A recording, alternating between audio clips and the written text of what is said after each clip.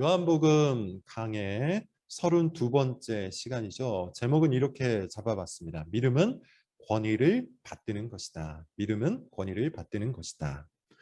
권위가 없는 질서는 없죠. 권위가 없는 세상, 권위가 없는 공동체는 역사상 존재한 적이 없습니다. 만약에 권위가 없다면 여러분 어떤 일이 벌어질까요? 권위가 없다면 모든 질서가 무너지고 무질서와 혼란이 그 자리를 대신할 겁니다. 예를 들어서 여러분 한번 생각을 해보죠. 자녀가 만약에 부모의 권위를 무시하고 부모의 권위를 거부하고 자기 멋대로 살아간다면 그 가정이 어떤 모습이 될까요? 엉망진창이 될 거예요. 가정의 질서가 완전히 사라지고 말 겁니다. 아빠를 무시하고 엄마를 소홀히 여기고 우습게 여긴다면 가정의 질서는 결코 유지될 수가 없을 거야. 종종 뉴스를 보면 혹은 다큐멘터리 같은 것을 보면 자녀가 무섭다라고 이야기하는 그런 부모의 모습이 나올 때가 있어요. 지금 우리가 살아가고 있는 이 시대에 권위가 무너져 있다는 것을 단적으로 보여주는 현상 중에 하나입니다. 권위 상실의 현상을 보여주고 있다는 것이죠. 또 만약에 이 국가의 권위를 시민들이, 국민들이 무시한다면 마찬가지로 어떤 일이 벌어질까요? 국가의 질서가 완전히 사라지고 이 국가가 무질서의 상태, 대혼란의 상태가 되고 말 겁니다. 우리는 지금 그런 상태를 겪고 있는 한 국가를 목격하고 있죠. 아프가니스탄이라는 국가예요. 국가의 권위가 완전히 무너지고 탈레반이 들어섰는데 그 탈레반의 권위도 온전히 시민들이 받아들인 게 아닙니다. 그렇게 그 국가는 지금 대혼란을 겪고 있어요. 권위가 사라지고 권위가 무너진다면 권위를 마땅히 받아들여야 될 그 상황 속에서 권위를 받아들이지 않는다면 그 자리에는 무질서와 혼란만이 가득할 겁니다. 이것은 성경에서 지속적으로 이야기하는 거예요. 노아 시대의 모습을 보면 여러분 알 수가 있죠. 노아 시대의 모습을 보면 사람들이 하나님의 권위를 무시하고 자기의 멋대로 삶으로 인해서 죄가 온 세상에 가득하였다고 그렇게 이야기를 합니다. 하나님의 권위가 무너지자 그 세상 전반에 대혼란, 무질서가 지배했다는 뜻이에요. 권위가 없다는 말, 그 말은 곧 혼란이 지배한다는 뜻입니다. 그런 의미에서 여러분, 권위가 없는 세상은 실질적으로 이 세상의 역사 속에 존재한 적이 없어요. 삶의 아주 소소한 모든 순간들이 잘 들여다보면 결국 다 권위의 문제예요. 여러분, 우리가 몸이 아프면 병원에 가죠. 병원에 간다는 것은 무엇을 의미할까요? 의사의 권위를 우리가 받아들인다는 뜻이에요. 의사의 권위를 받아들이기 때문에 우리가 의사의 말에 귀를 기울이는 것이고 그의 진료를 받아들이는 겁니다. 만약에 의사의 권위를 받아들일 수 없다면 우리는 의사의 말에 귀를 기울이지 않을 거예요. 의사가 이렇게 저렇게 이야기해도 그것을 다 거부할 겁니다. 그런데 우리가 몸이 아플 때 병원에 가서 의사를 찾는다는 것은 즉 그 말 자체가 의사의 권위를 우리가 받아들이고 있다는 뜻이 되는 것이죠. 종종 제가 누군가를 만나서 이야기를 하다 보면 어떤 이들 중에는 그 의사를 불신하는 사람들이 있더라고요. 특별한 경험 없이 어떤 트라우마 없이 그냥 의사를 불신하고 의사의 권위를 믿지 못하는 사람들이 있어요. 그런 사람은 스스로 한번 생각해 볼 필요가 있습니다. 권위의 문제 앞에서 자신이 어떤 태도를 가지고 있는지를 한번 점검해 보시라는 거예요.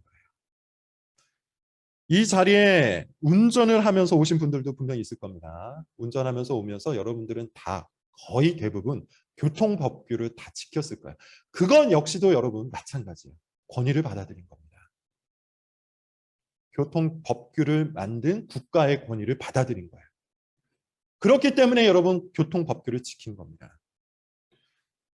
마찬가지로 이 국가의 권위, 특별히 교통법규를 상습적으로 지키지 않는 사람들이 있다면 한 번쯤 권위를 대하는 여러분의 태도를 점검해 보실 필요가 있어요.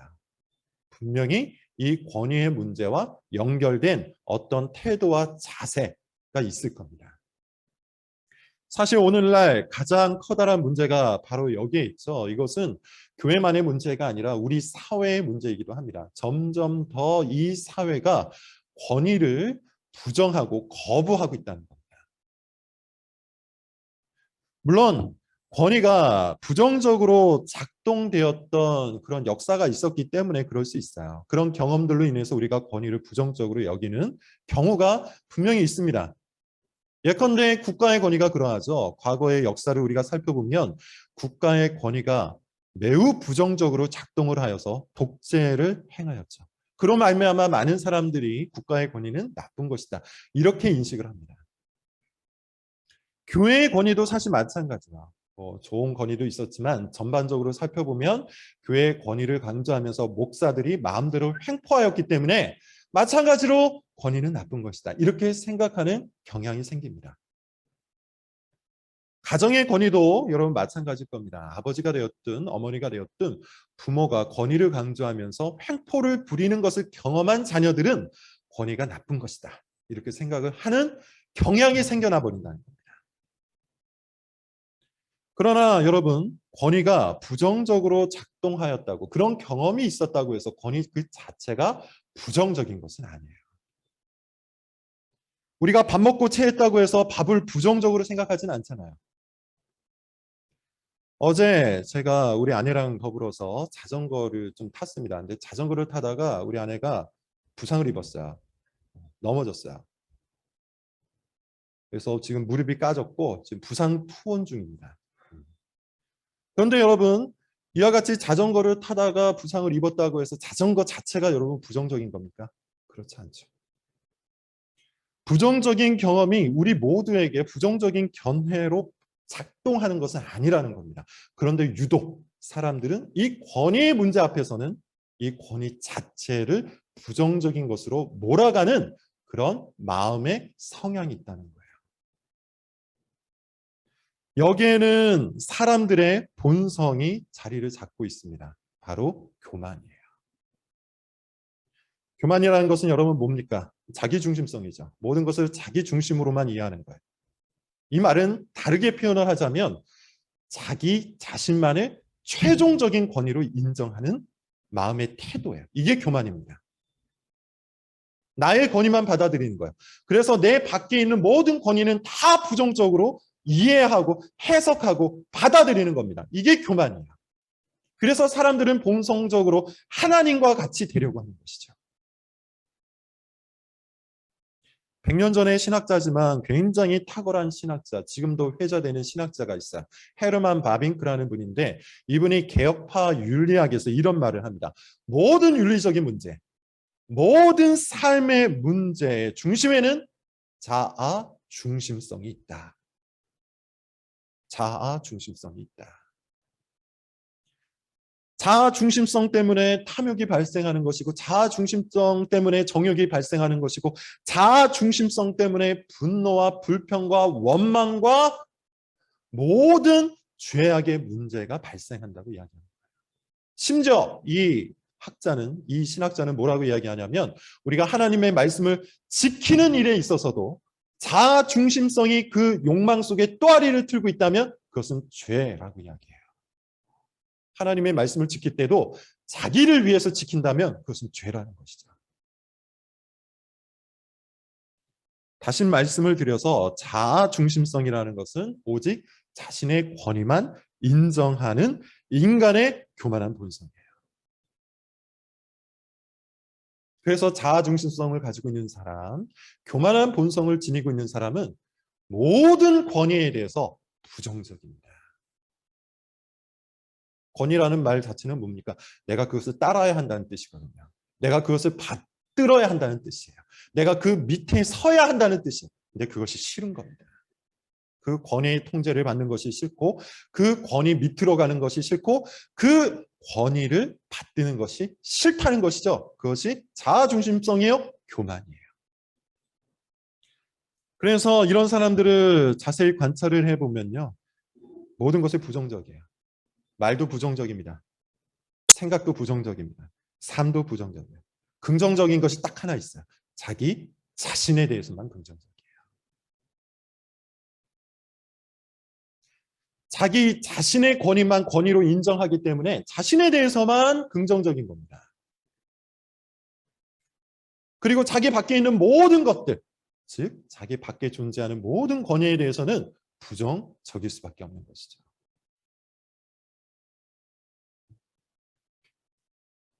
오늘 본문의 주제, 오늘 설교의 주제가 바로 이겁니다. 믿음과 권위의 관계에 대해서 이야기를 좀 해보고자 해요. 5장, 6장, 7장의 중요 사건들을 잠깐만 점검을 하면서 오늘 본문의 내용으로 좀 들어가 보도록 하겠습니다.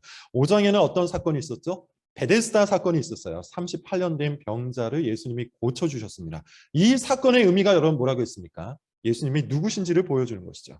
다시 이야기하면 예수님의 권위를 보여주고 최종적인 목적은 뭐예요? 예수님을 믿으라는 것이었어요.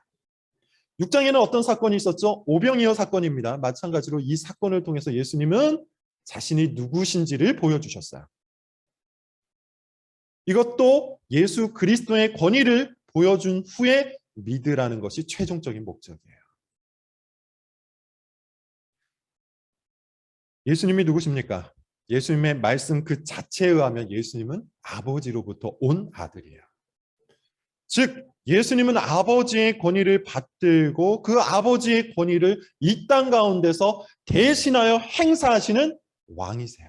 자, 요한복음 6장 38절을 우리 한번 찾아봅시다. 예수님의 말씀을 우리가 지난번에 살펴봤는데 다시 읽어보고 이 말씀과 연결해서 오늘 설교를 진행을 해볼게요. 6장 38절입니다. 우리 가정에 계신 분들도 찾아서 함께 읽어보도록 하죠. 한번 읽어볼까요? 시작. 내가 하늘에서 내려온 것은 내 뜻을 행하려 함이 아니요 나를 보내신 이의 뜻을 행하려 함.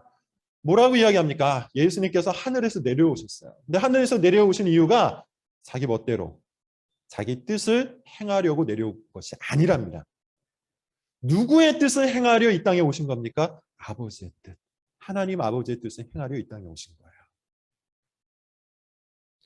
즉 이것을 통해서 여러분 우리는 뭘 알 수 있어요? 예수님의 권위가 곧 아버지, 하나님의 권위라는 것이죠.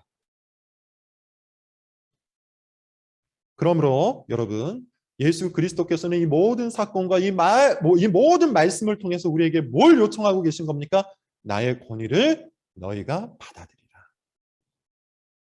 나를 믿으라. 이것을 요청하고 계신 겁니다. 그런데 우리가 5장, 6장 그리고 7장에 이르러 살펴본 것처럼 많은 무리들, 사실 대부분의 무리들, 그리고 심지어 대부분의 제자들까지도 이 권위를 받아들이지 않았어요. 부정적이었어요. 예수님의 권위에 대해서 부정적이었다는 겁니다. 어떤 사람이 이렇게 물어볼 수도 있어요. 아니, 이 무리들과 제자들이 예수님을 임금으로 삼으려고 했는데 이것은 그 권위를 받으려고 했던 거 아닙니까? 이렇게 물어볼 수 있는데요. 제가 이미 설교 시간에 말씀을 드린 것처럼 그것은 예수 그리스도의 권위를 받으려고 하는 태도가 아니었습니다. 예수님의 권위를 인정하려고 하는 태도가 아니었어요. 오히려 예수님을 자기 자신을 위한 수단으로 삼아서 최종적으로는 자기의 목적을 이루고자 했던 것이죠. 자신들이 만들어 놓았던 세계관, 자신들이 만들어 놓았던 가치관, 곧 바벨탑의 임금으로 세워서 예수님에게 뭘 요청하고자 했던 겁니까? 나의 욕망을 채워달라. 나의 욕구를 채워달라. 나의 필요를 채워달라. 따라서 예수 그리스도를 임금으로 삼으려고 했지만 이건 실질적으로 뭡니까? 허수아 비 왕을 세워놓겠다. 바지사장을 세워놓겠다. 이것과 다를 바가 없는 거였어요. 예수님께서 바로 그것을 계속해서 지적하고 계신 내용이 바로 5장, 6장, 7장의 문맥이에요. 우리는 지난주부터 단순한 영성이라는 이 책을 갖고서 지금 소모임을 하고 있는데 단순한 영성이라는 책의 저자가 이런 말을 합니다. 왜 단순화를 하려고 하는가? 왜 단순화를 하려고 하는가? 시간을 절약하기 위해서 단순화를 하려고 하는가? 삶에 대한 통제력을 회복하기 위해서 단순화를 하려고 하는가? 삶을 조직화하기 위해 혹은 덜 바빠지기 위해 단순화를 하려고 하는가? 그래서는 안 된다. 단순화의 목적은 그것이 아니라 그리스도를 추구하는 일을 방해하는 것들을 제거하기 위해서 단순화를 하는 것이다. 그리스도를 아는 일에 시간을 방해하는 장애물을 제거하기 위해서 단순화를 하는 것이다. 그러면서 한마디로 이렇게 정리합니다. 우리가 단순화하는 모든 이유는 궁극적으로 예수 그리스도를 지향해야 한다. 무슨 말입니까? 단순화가 목적이 아니에요. 단순화는 수단이에요. 목적은 뭡니까? 예수 그리스도예요. 그런데 종종 사람들이 이것을 오해해서 단순화를 목적으로 삼고 그리스도를 수단으로 여깁니다. 그리스도를 통해, 그리스도로 인해, 그리스도를 이용해서 단순화하고 싶은 거예요. 삶이 어지럽고 생각이 복잡하니 그 어지러운 삶과 복잡한 생각을 빨리 내려놓고 싶은 겁니다. 만약에 여러분께서 그런 방식으로, 그런 목적을 두고 예수님을 믿는다면 꼭 예수님일 필요가 없어요. 그렇지 않습니까?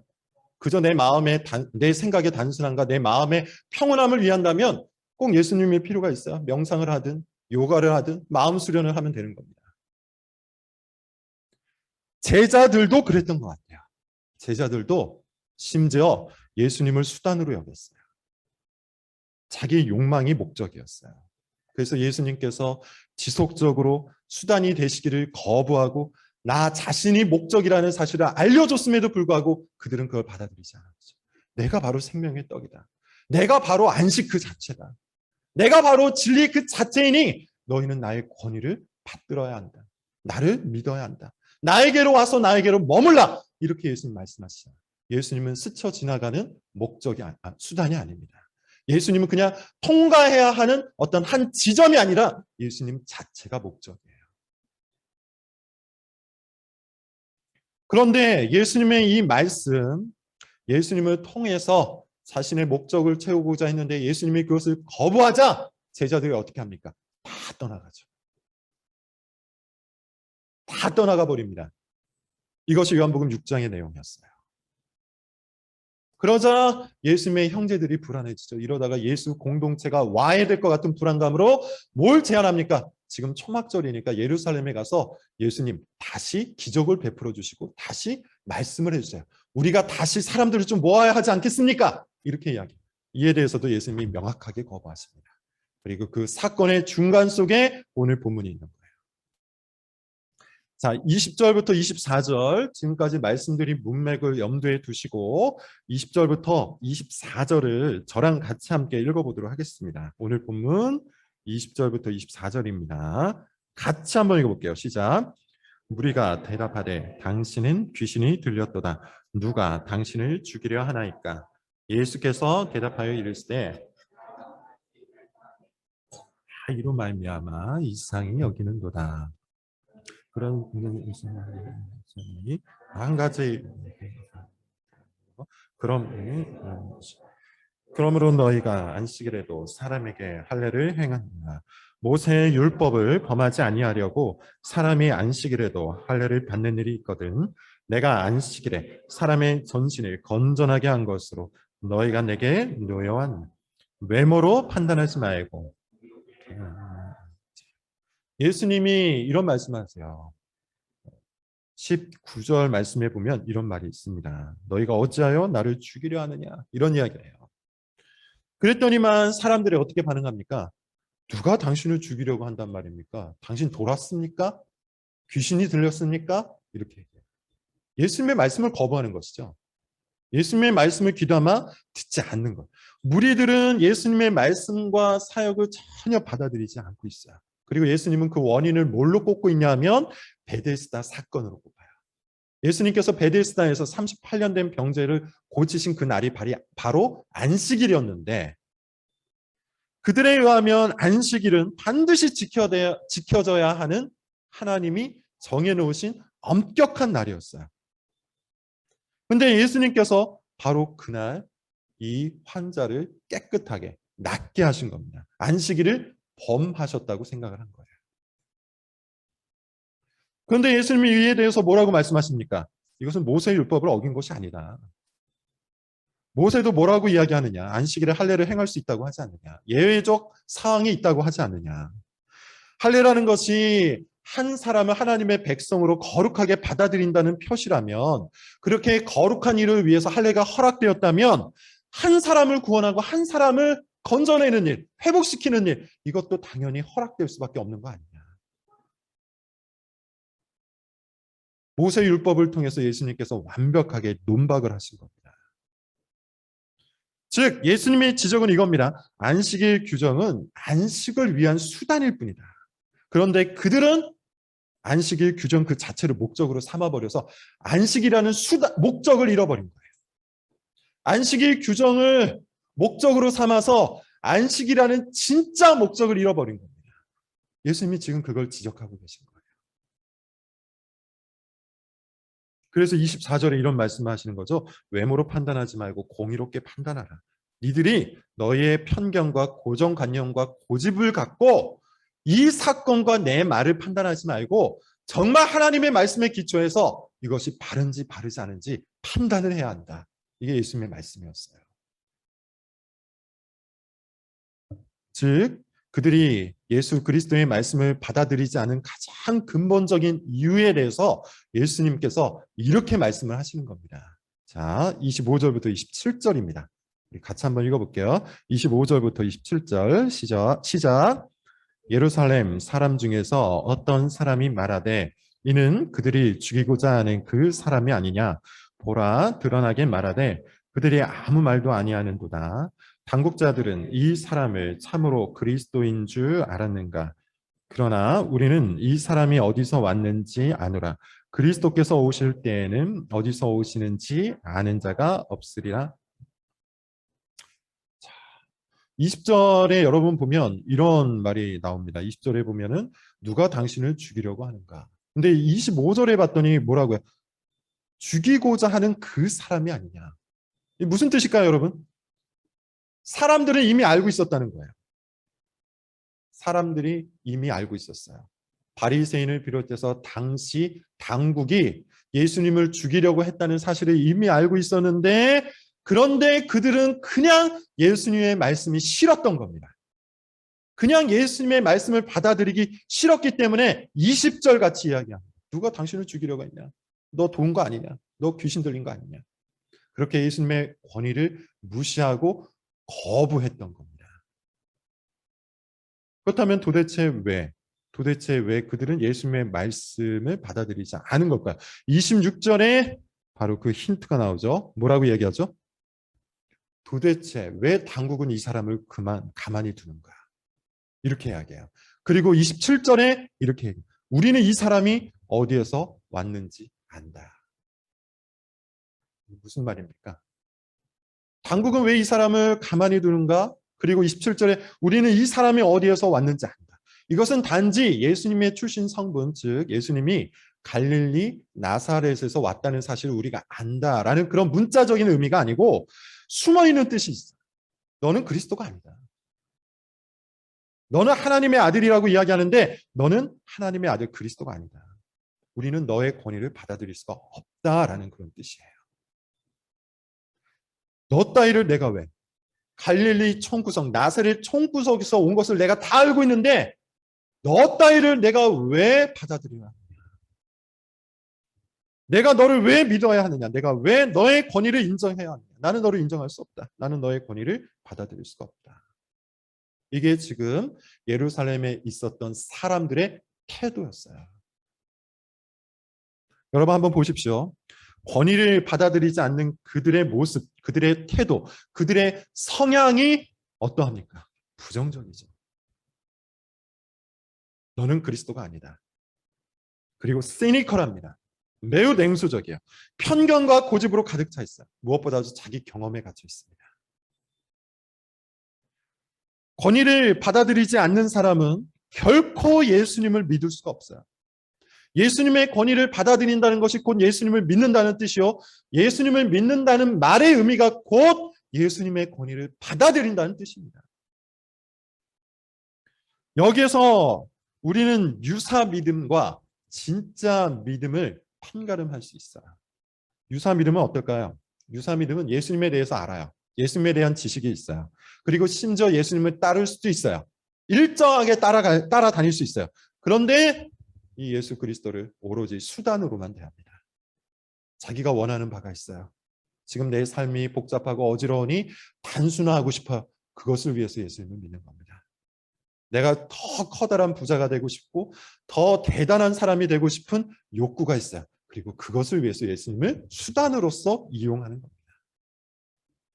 예수님을 자기 욕망과 자기 인생의 목적으로만 이용하는 것. 예수님의 권위를 오롯이 다 받아들이는 것이 아니라 오로지 자신의 목적, 자신의 탐욕, 자신의 필요만을 위한 수단으로 받아들이는 것.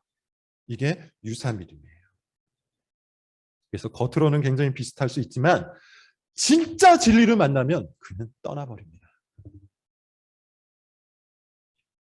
진짜 진리는 여러분 뭡니까? 예수님의 신적인 권위를 받드는 겁니다. 예수님의 말씀과 그 사역을 하나님의 말씀과 사역으로서 주목하여 받아들이는 겁니다. 자기에게 몰입되고 자기를 과시하거나 자기의 감정에만 완전히 빠져서 지내는 것이 아니라 예수 그리스도의 말씀과 예수 그리스도의 사역에 우리의 마음과 우리의 삶과 우리의 감정을 두고 그분을 바라보는 겁니다. 그것이 그분의 권위를 받드는 거예요.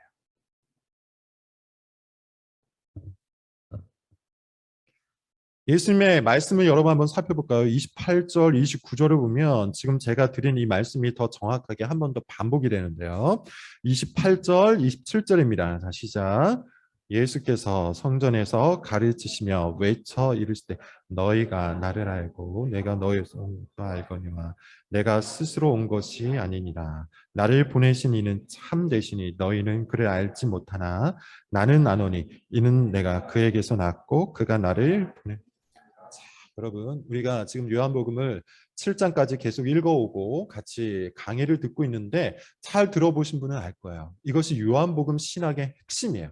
요한복음 신학, 한마디로 이야기하면 뭡니까? 아버지와 아들의 관계예요. 아버지와 아들의 관계. 그래서 유명한 말씀들이 굉장히 많아요. 내가 그 안에, 그가 내 안에. 뭘 의미하는 거죠? 아버지와 아들이 하나라는 것을 보여주는 겁니다. 또 어떤 말이 있죠? 내가 그에게서 나왔다. 내가 그로부터 보내심을 받았다. 뭘 말하는 겁니까?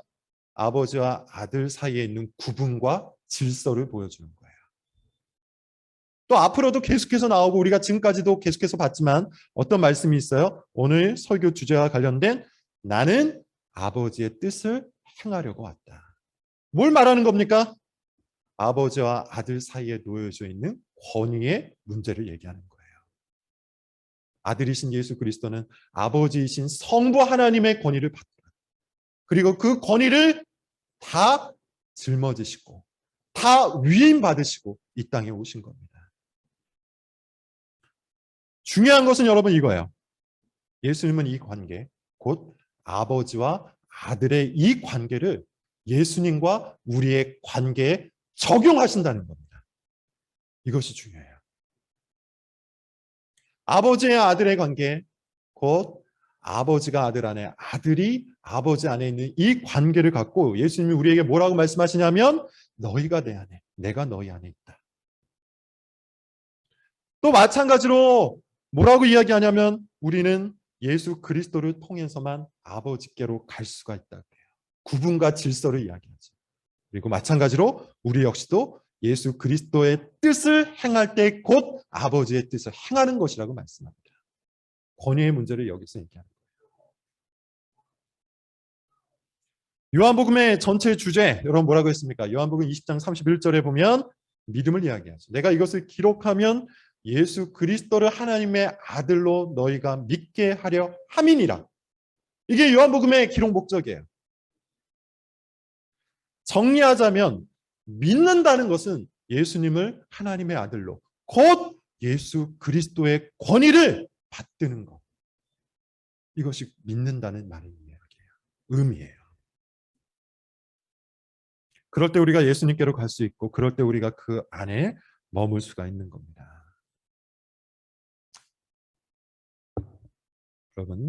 그러므로 여러분 우리의 삶에 꼭 필요한 것은 이거예요. 권위를 받드는 훈련을 해야 돼요. 권위를 받드는 훈련이 필요해요. 두 가지를 권면하고 설교를 마치겠습니다. 첫 번째, 눈에 보이는 권위에 대한 우리의 태도를 단련해 가세요. 이것이 권위를 받드는 훈련입니다. 예수 그리스도의 권위를 받드는 훈련은 우리 눈에 보이는 권위에 대한 우리의 태도를 다듬는 거예요. 모든 권위는 하나님께로부터 나왔다 그러죠. 여러분들이 이것이 좋든 싫든, 여러분께서 이것을 받아들이든 받아들이지 않든 성경은 그렇게 얘기해요. 로마서 13장, 베드로전서 2장에 보면 성경에 말하길 뭐라고 이야기한다고요? 모든 권위, 모든 권세가 다 하나님께로부터 나왔다고 이야기해요. 바울과 베드로가 이 이야기를 했을 때 당대 최고의 권위는 뭐였습니까? 로마였어요. 로마의 권위가 여러분 온전하고 따를 법한 정당하고도 따뜻한 그런 권위였습니까? 전혀 아니었죠. 따르기 매우 힘겨운 그런 권위였어요. 그럼에도 불구하고 바울과 베드로는 이 모든 권위가 하나님께로 나왔으니 우리가 어떻게 해야 한다고 합니까? 그것을 받드는 태도가 필요하다고 해요. 십계명도 여러분 마찬가지입니다. 십계명의 다섯 번째 계명은 이웃 사랑의 계명을 여는 첫 번째 계명인데 그 다섯 번째 계명이 뭐예요? 내 부모를 공경하라. 뭘 말하는 겁니까? 부모를 공경하라는 것은 눈에 보이는 권위죠. 그 첫 번째요. 가장 높은 권위인 부모의 권위를 받으라는 뜻이에요. 권위에 대한 교훈이라는 겁니다.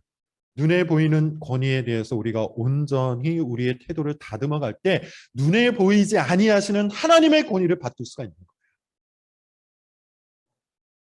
그러므로 여러분 특별히 우리가 추석을 맞이해서 가정에서 또 어른들과 그리고 부모님들과 어울릴 텐데 그들의 권위, 그분들의 권위를 받드는 태도를 길러보십시오.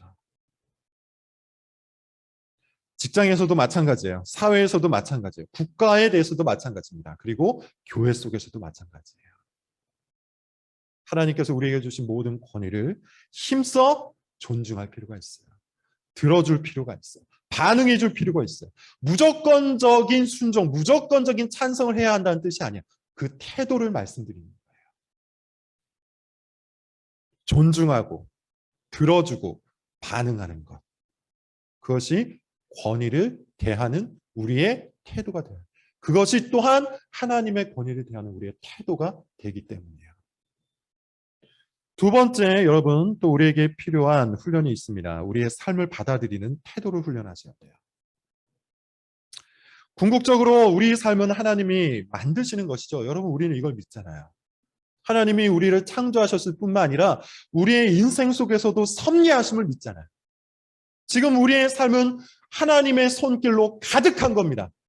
우리 이것을 믿음으로 고백합니다. 이것을 믿기 때문에 여기 있는 거예요. 그러므로 우리 삶은 이것이 좋은 것이든 이것이 나쁜 것이든 이것이 편한 것이든 이것이 불편한 것이든 무엇이 되었든 간에 우리의 삶 그 자체는 하나님께서 만들어 가시는 거예요.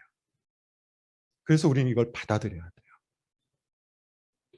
우리 삶에 대해서 하나님의 시선으로 해석하는 훈련이 필요하다는 겁니다. 그래서 제가 앞서 서론 부분에서 말씀드린 것처럼 모든 것에서 부정적인 태도를 지니고 있는 분들, 모든 것에 대해서 불평하시고 모든 것에 대해서 원망하시고 오로지 싫은 것만 찾아내는 그 태도, 그 태도는 결과적으로 무엇을 말하는 거냐 하면 하나님께서 이끌어 가시는 내 삶이 싫다는 것을 이야기하는 거예요. 다시 이야기하면 하나님의 섭리에 대해서 거부하는 태도예요. 하나님의 선하심과 지혜로우심을 받아들이지 않는 태도예요. 삶에 대한 관점을 여러분 바꾸십시오. 삶에 대한 관점을 하나님의 관점으로 바꾸어 가십시오. 이것은 권위의 문제와 깊이 연결되는 겁니다. 전도서가 그걸 얘기하잖아요. 불평, 불망은 멈추고 탐욕과 교만을 멈추고 너의 삶을 받아들이라. 그리고 하나님을 경외하고 그의 말씀을 따르라. 이게 전도서의 교훈이에요. 믿음은 필연적으로 권위와 연결됩니다. 권위의 이탈, 권위의 파괴가 바로 죄예요. 그러므로 여러분 우리는 우리 삶의 태도를 바로잡을 필요가 있어요. 믿음을 바로 세우고 싶습니까? 여러분의 믿음을 더욱더 성장시키고 이 믿음을 회복시키고 이 믿음을 전진시키고 싶으십니까? 그렇다면 권위를 대하는 여러분의 삶의 태도를 바꾸십시오. 예수님의 권위 속으로 들어가시고 예수님의 권위를 받아들임으로 말미암아 우리 삶 속에 주어져 있는 이 모든 권위에 대한 여러분의 태도를 다시 바로 잡으십시오. 반드시 여러분 삶에 혼란이 아닌, 무질서가 아닌 정말 참된 질서와 참된 질서를 통한 풍요가 찾아올 겁니다. 안식이 있을 겁니다. 기도하겠습니다.